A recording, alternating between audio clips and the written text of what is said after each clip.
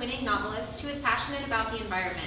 Her novels are primarily about climate change, the problem of plastic pollution in the oceans, and social justice. Esmahan began her career as a scientist, earning her BA in microbiology at Miami University and her Ph.D. in molecular biology from the Universidad de Leon in Spain. She lived in Houston for 16 years and moved to Austin about 2 years ago. When she's not writing, she works as a professional translator, and she loves to go birding with her husband. Christy. Thank you.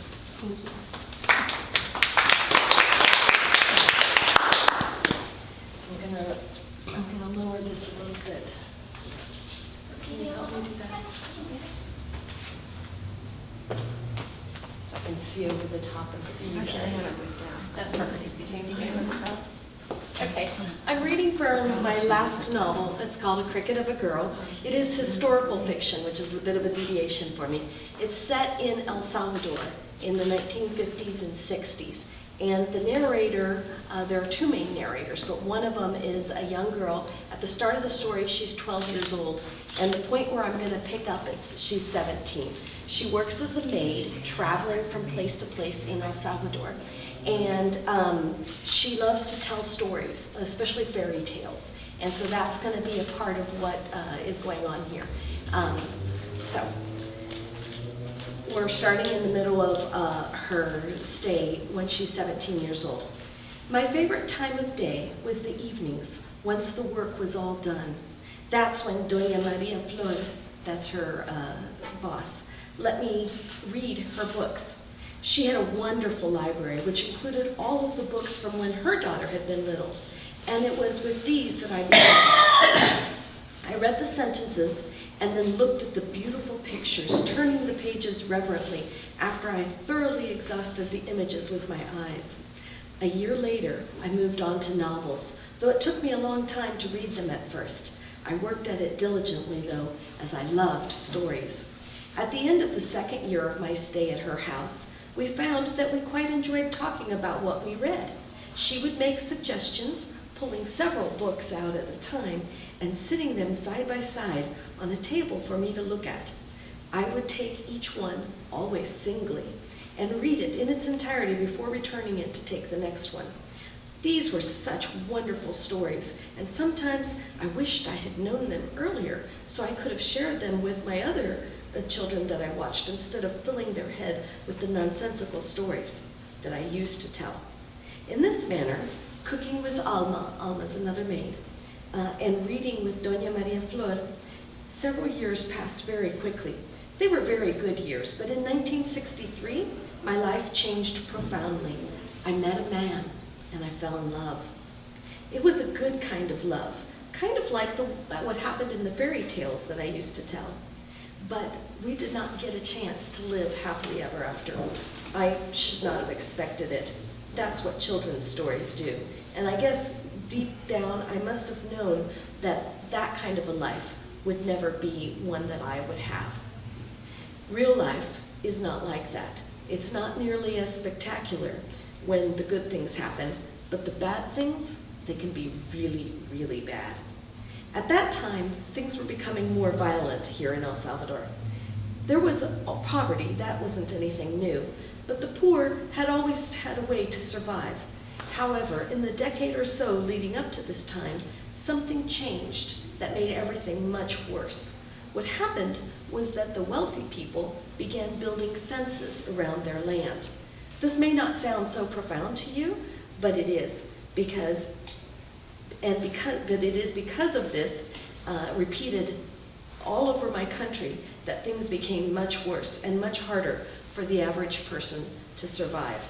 Even when I was alone and destitute, I could always find some fruit trees that would feed me. That's what everyone did. God made millions of mango trees and marañón trees, and so everyone could always have something to eat no matter how poor they were. But the fences, they changed everything. The thing is, poor and uneducated people tolerate indignities and accept hardships much better than rich people do, which is probably why there are so few rich people and so many poor people. I think that's what it is. But you can only push people so much, and then that's it. At a certain point, when a person can no longer hope to feed her family, no matter how hard she works, when a man has no way of being useful, no matter how hard he tries, when parents watch their children die of diarrhea before they are even 1 year old because the water is poisonous to them, and when those same people don't have to look very far to see other people living a life of luxury and privilege, a life of wanton wastefulness, and a life from which they, the wealthy people, can no longer see their fellow citizens for the humans that they are, or notice or care about the suffering, well, people get good and mad. And when they do, they fight back using whatever weapons they have. If all they have are machetes, then that's what they use. It's an ugly thing, but you can't really blame them. And here's the other thing. When those people who are living in the luxurious houses and driving their expensive cars and giving their spoiled kids more money to spend buying firecrackers for New Year's Eve celebrations than what they would pay their maids for an entire month's worth of work, well, those very same people see that the poor are rising up and they get very frightened. And in their angst, they strike very hard. They strike mercilessly and brutally, fighting like wild, rabid beasts to protect their way of life, decimating any and all who stand in their way. And then both sides go at it even more madly and brutally, and you end up with a civil war in your hands. But I was not thinking about this at the time. What I was thinking about was much more mundane and concrete and superbly exciting. I was thinking about boys. And not just about boys in general, but one boy in particular. I was 17 years old and wildly in love for the first time in my life. I met Figo, that wasn't his real name, but it was the nickname that everybody called him, when I was at the market. He saw me first and started following me around, kind of like a lost puppy. Other than Enrique, who was the man who had assaulted me, no one had ever expressed any interest in me. And honestly, I think Enrique shouldn't count, because he was woman crazy all the time. So the fact that Figo was interested in me made it much easier to look past his unshaven chin and his unkempt hair that was a little too long. These things really bothered my friend Alma, but I didn't mind them so much. As my relationship with Figo blossomed with more and more mutual fondness, I found myself finishing my chores early and asking permission to leave the house on longer and longer errands. I was very careful to always return before sunset, as a decent woman should, and I never left before all my responsibilities were addressed. The doctor and his wife were kind to me. I think Doña Flor Maria guessed my amorous wanderings, or maybe it was Alma who told her about them, but she did not hinder me.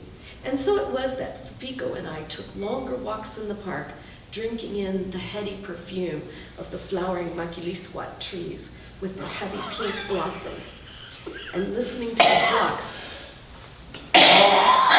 of insane parakeets that chattered incessantly as they danced from branch to branch overhead. He told me funny jokes, and I told him stories. And when I told him my favorite story about the monkey princess, he said that it was our story, except that the roles were reversed, and that if I stayed with him, he would turn into a handsome man someday.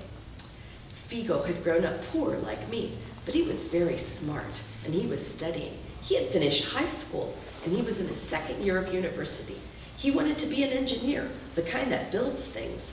He would talk about building highways that stood on tall bridges and cutting through mountains so that cities could be linked and travel time could be cut to a third of what it was today. He also talked about the fences and the ideas that I told you about a little bit ago. He told me that he belonged to a student group that discussed land reforms and dreamed of a future where people could own the land instead of it having to belong to only a few people. He talked about unions and people having rights and elections not being rigged. I guess I could say that he was politically active, though at the time, I don't think I would have used those words. I listened happily, but was more interested in having him tell me his excited dreams than in actually understanding them. Like I said, I was silly in love with him, and all I wanted to do was spend time together. Figo loved it that I knew how to read. He said that that's how he picked me out at the market that day. He saw me sit down to eat a pupusa and pull out a book to read while I waited. He said it was his dream come true, so clever and so pretty. I drank his compliments up like a thirsty river in the dry season. When Figo said he wanted me to consider going back to school too, I told him that I'd love nothing more. So right then and there, we began to make plans for our future.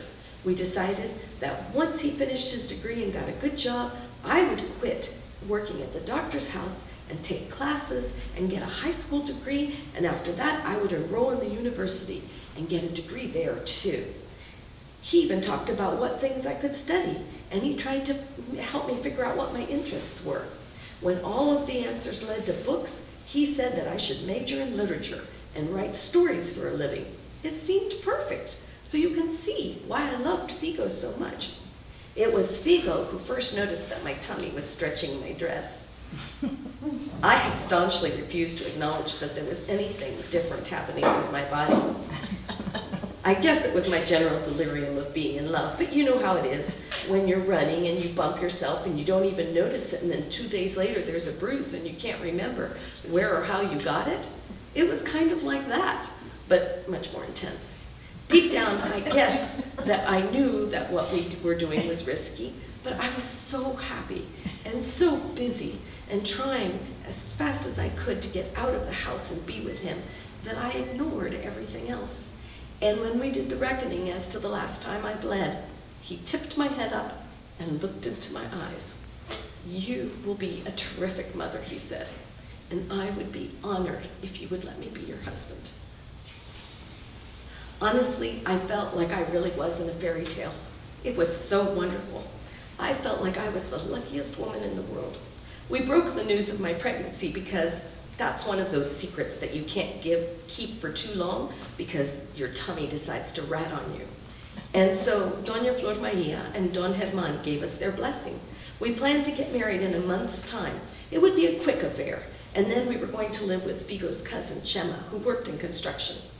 But life isn't a fairy tale, and happy times have a tendency to forget to stay happy. That's the lesson I thought I knew, but it was one that I had to learn all over again. One morning, about a week before the wedding, I was working quietly in the back room of the house. I remember clearly the way you do when a crisis strikes and you remember exactly what you were doing at the time you learned the news. I was folding rags that were used for cleaning and dusting when I heard Alma call me.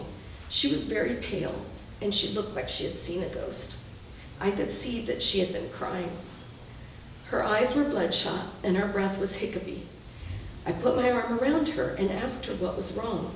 Then she looked at me, and it was the saddest look any human being had ever given me.